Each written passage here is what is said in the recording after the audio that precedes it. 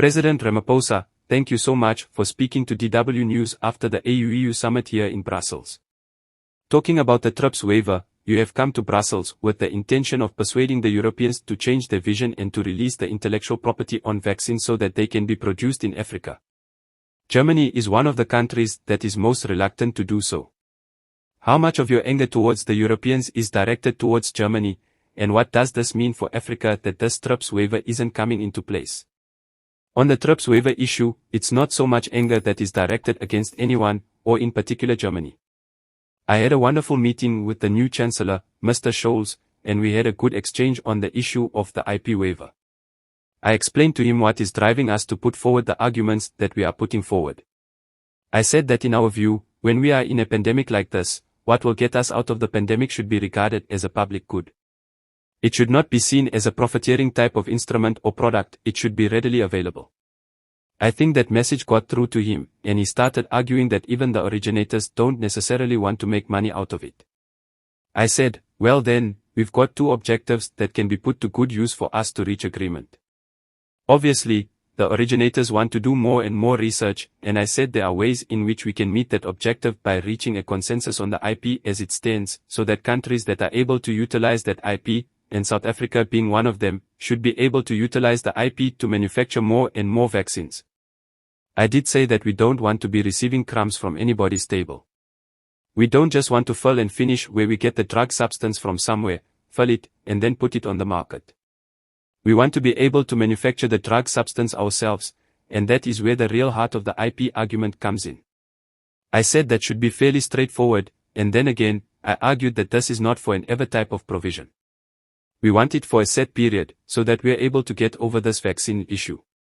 I think that message got through, and it is for that reason that it's now been felt that there should be a two-process negotiation at the Commissions, and thereafter, it should then be transposed to the WTO itself, with the active participation of the Director General of the WTO, by the way, Dr. Ngozi.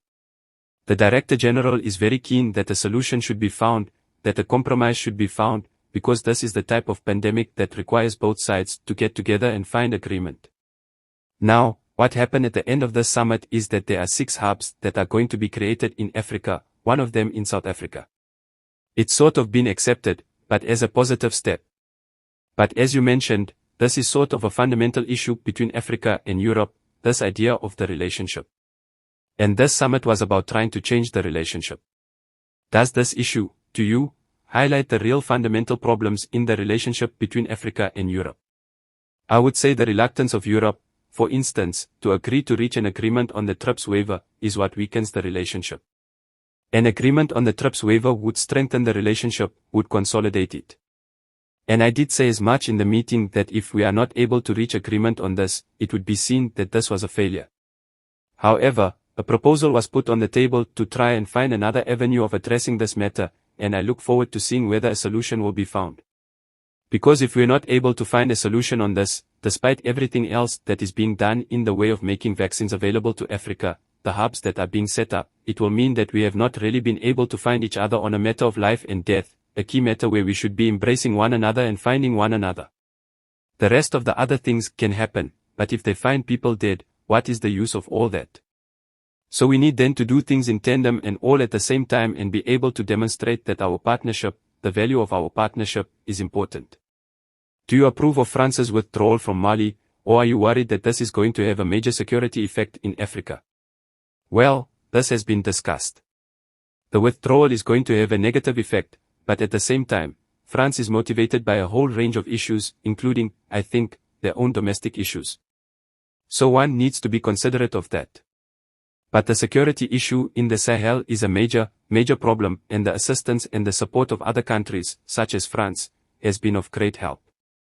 And when we come to security matters, there's a need to cooperate. Thank you so much, President Ramaphosa.